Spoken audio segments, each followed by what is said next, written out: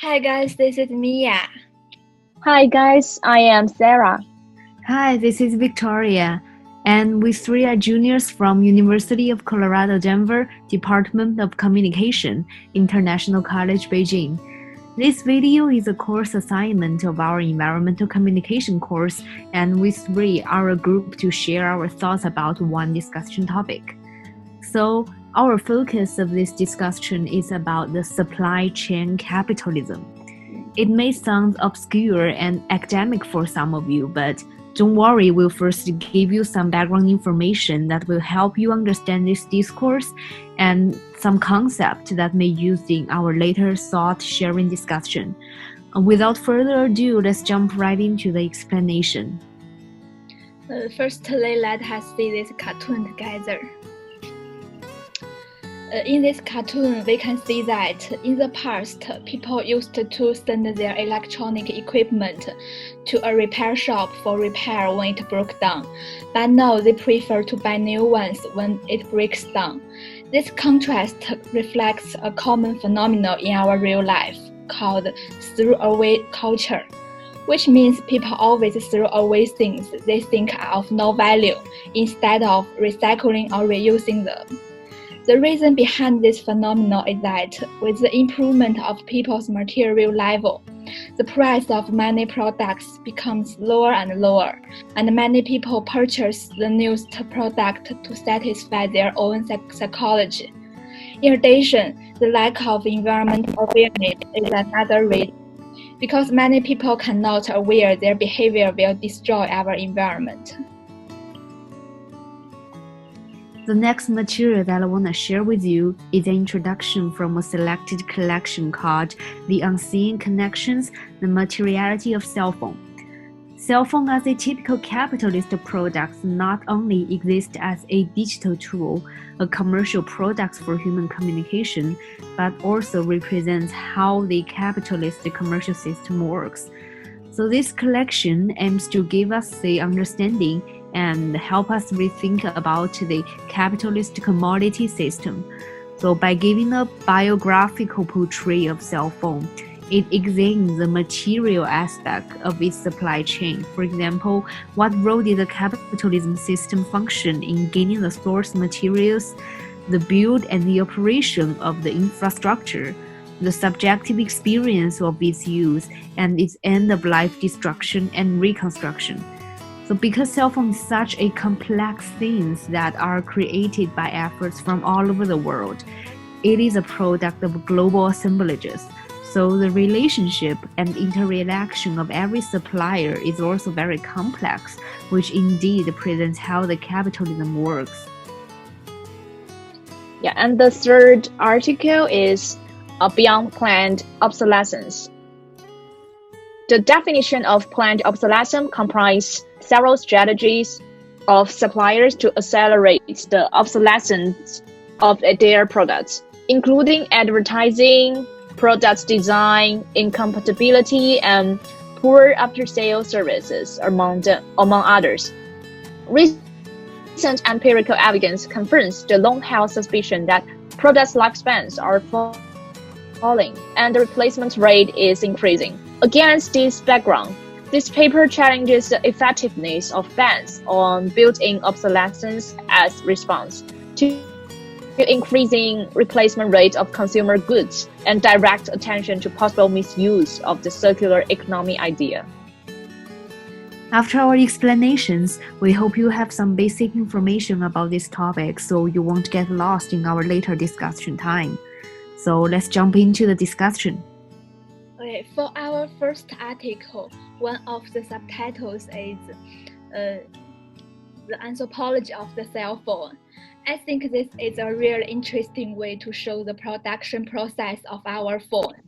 So I want to know, what do you think of it? Yeah, I think it's also very interesting and new because actually there has been a lot of research on mobile phones today, but in my opinion, most of it has focused on the impact of its functionality of people when using our mobile phone. For example, many scholars study how cell phone and other new media affect our interpersonal relationships and some language practice in our daily life. So, but this kind of anthropological approach treat the mobile phone as a real person, a lived person that can lead us to focus on its greater materiality as a product from the complete capitalist commodity chain. So I think this way of thinking is very helpful, because mobile phone is just one representative of this kind of commodity chain, and all other products we use can be also used in this way.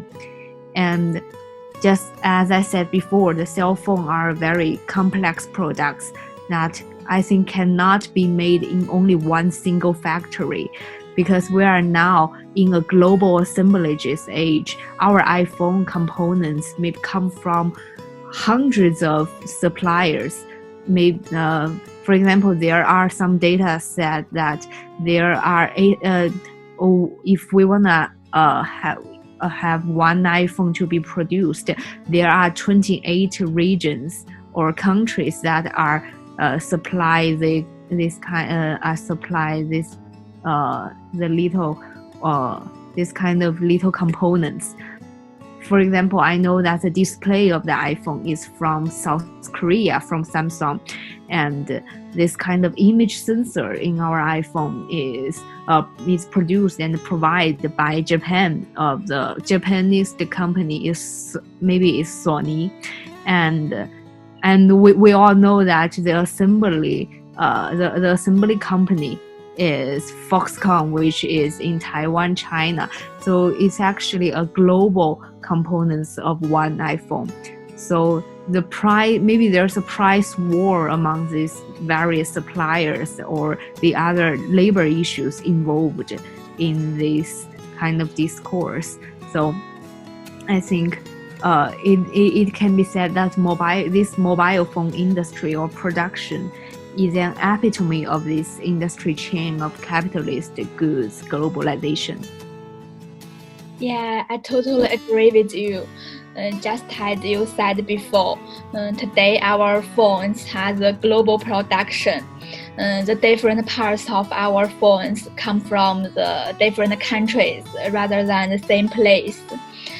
So I found another interesting phenomenon in this article is that when these parts from all over the world are put together and each with the same logo, then it will give the consumers a sense of assurance. So I want to know, do you have the similar feeling? Yeah, I also have the same feeling with you guys. Almost every friend around me are using the Apple smartphone. So it seems like that the American big brands control our lives, and it made me think of the neo-colonialism. And it seems that those international trade are controlled by some big brands. Yeah, I have the same feeling with you about the neo-colonialism, because I think this kind of it is kind of like cultural invasion, because actually I had a cell phone and my phone is and I bought an Apple iPhone. So I will continue to buy this one because I think it is a kind of insurance. It's giving me a sense of protection because it's a big brand, and my rights can be assured by this big brand. So actually, my phone is broken now, so I'm considering whether to buy a new iPhone. Oh, so why do you want to buy a new phone rather than repair the old one? Yeah, I actually thought about whether to repair it, but I take my phone to the repair shop and actually I broke my screen, and it is so expensive to replace the screen in the repair shop. So I thought if instead of just repair it with a kind of 1,000 yuan, why not I just buy the new one, the newest iPhone 11, because my phone is an iPhone 7 Plus, and the newest iPhone 11 has a Face ID, a full screen that my phone never have. So, and when I go to the store and they and they tell me that I can pay for it in installments, so I think it's a very fair deal for me. Yeah, I have a very similar experience with you. I remember about 4 years ago when my phone broke down and I took it to the repair shop. But the staff told me that the repair would be very expensive.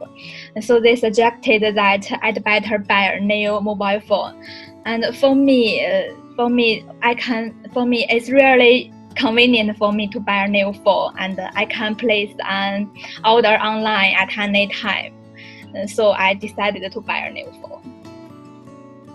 Yeah, but for me, I would not say when my phone is broken, then I will change a new phone. I just pursue the newest one, the newest technology of phones.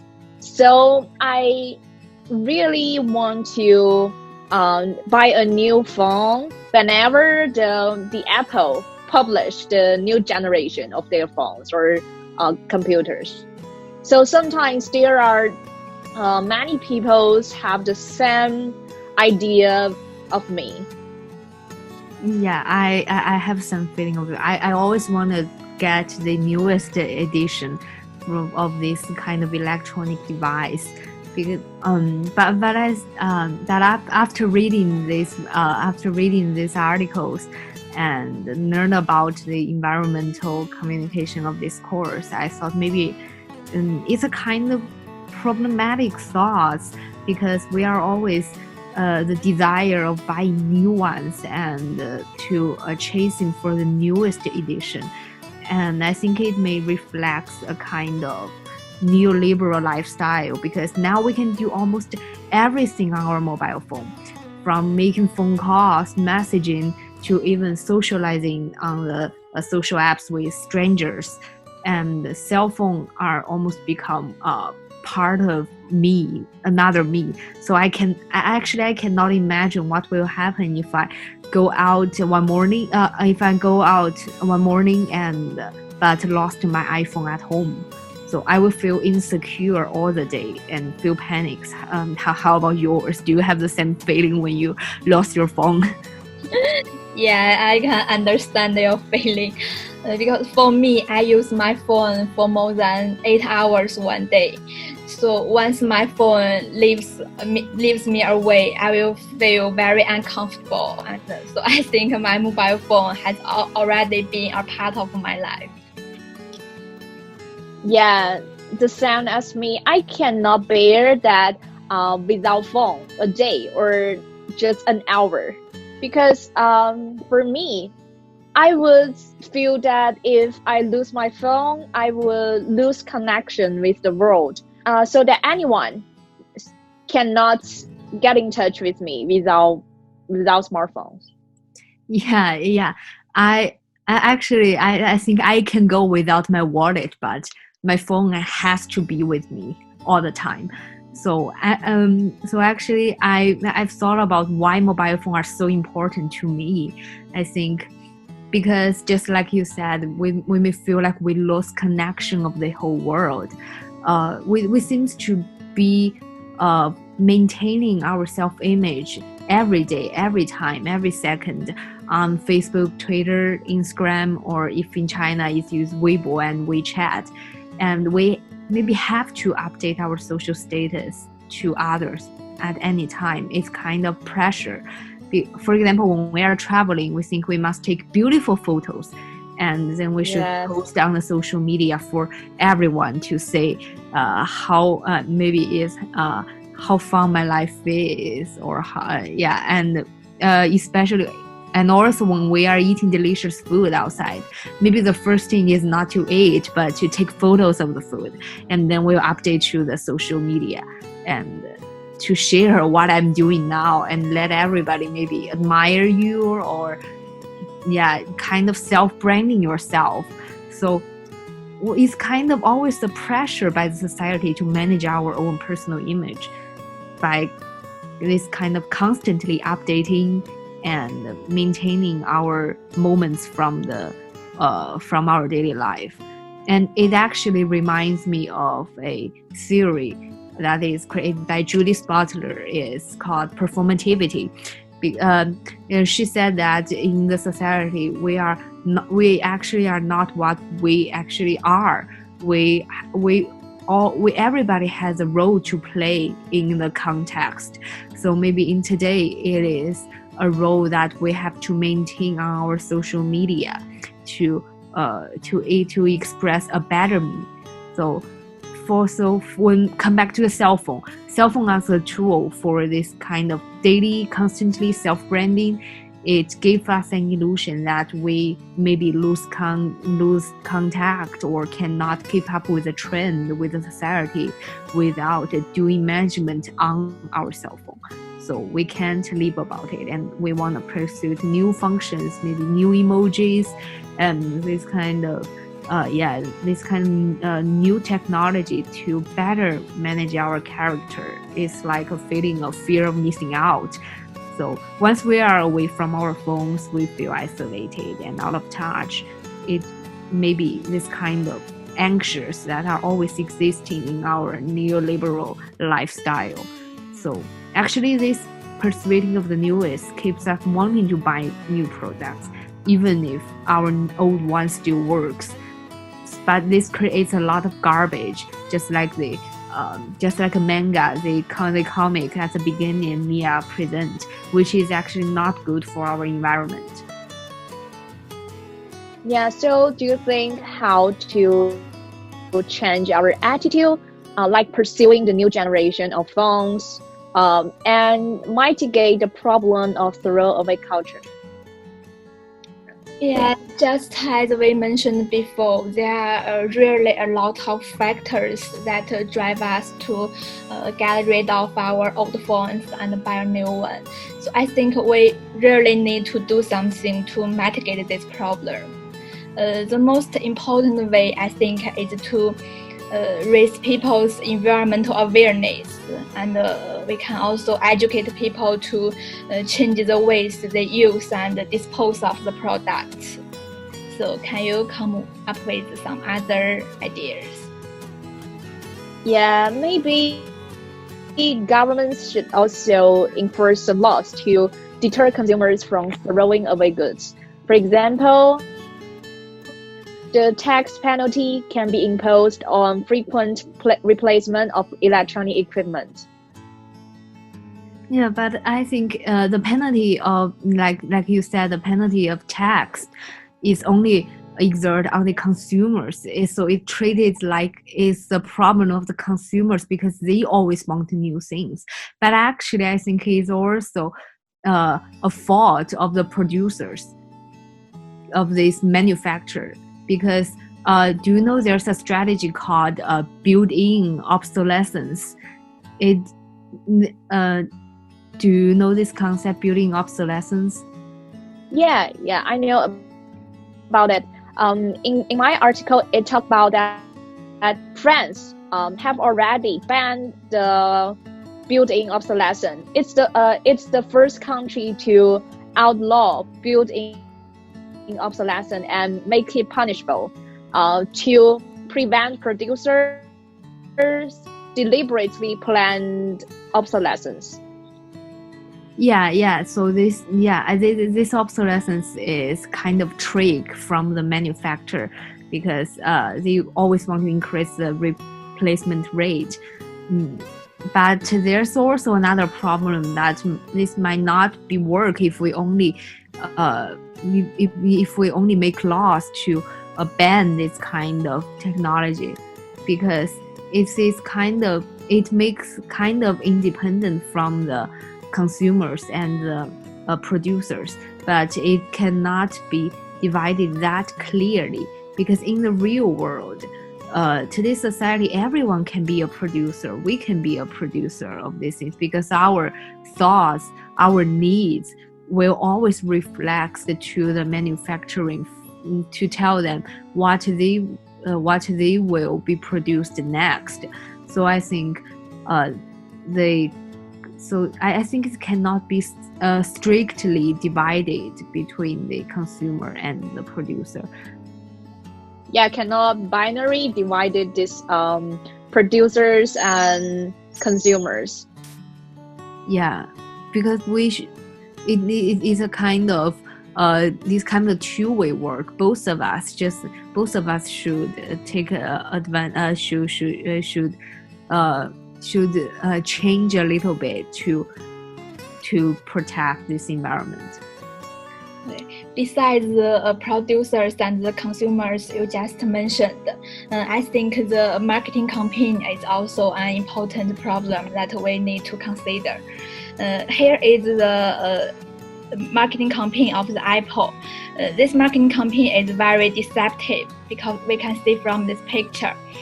Their old for new service attract really a lot of people to join in. And the discount of the price is very impressive for the consumers.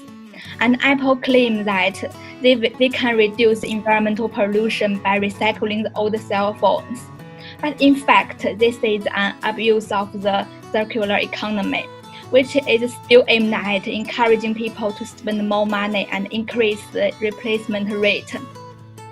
High replacement rates are not only associated with an intensified resource use, but also with higher emission of greenhouse gases. So in fact, I think this marketing campaign is really not environmental friendly. So what's your opinion? Yeah, I have some opinion that on the face of it, Apple's emphasis on recycling is clearly due to the impact of environmental issues on the brand image.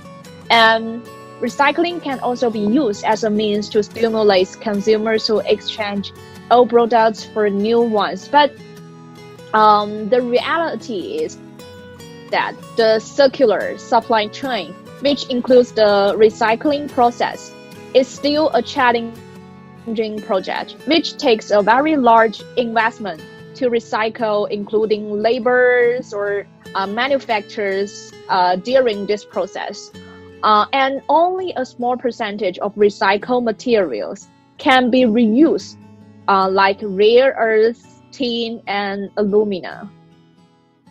Yeah, just like you said, there are only very little minerals that can be used for the next new cell phone.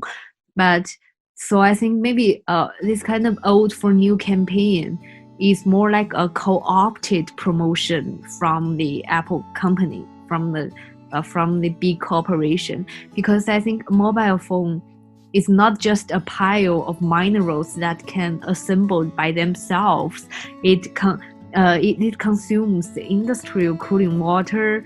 It relates to the emissions of greenhouse gases, and it also relates to the bad working conditions and some exploitation facts that this factory workers suffered. So those supply chain, I think, cannot be simply by recycled by the old for new campaign. We're just being fooled by this company that only makes us feel better when we buy new ones. So I think the most effective way of dealing with it has to do with produce less and reduce the replacement rates rather than trade in the old for new, this kind of campaign. So we also need to develop a good media literacy, that we should be able to critically view this kind of brand promotion activities. So do not be led by their rhetoric. So we should know that behind any capitalist product, not only the cell phone, not only the iPhone, there's a huge global capitalist commodity supply chain that functions day and night. So it is not a world of black or white. It is or a world of producers or the consumers. So we should position ourselves as a prosumer. We should make good use of our role to resist this kind of injustice in this industry and protect the environment better. Yeah, and my suggestion is they should not only focus on recycling equipment, but also reduce the difficulty of repairing equipment so that our broken phones or electronic devices can be repaired by third parties to make consumers use devices longer. Yeah, I agree with you. I totally agree with you. Yeah, as a consumers, we really need to seriously think about these problems. These are the final thoughts of our discussion about the supply chain capitalism. So if you have any further thoughts you want to share or make comments of our arguments, please type in below and we'll reply to you as soon as possible. Thanks for your listening. Thank you. Thank you.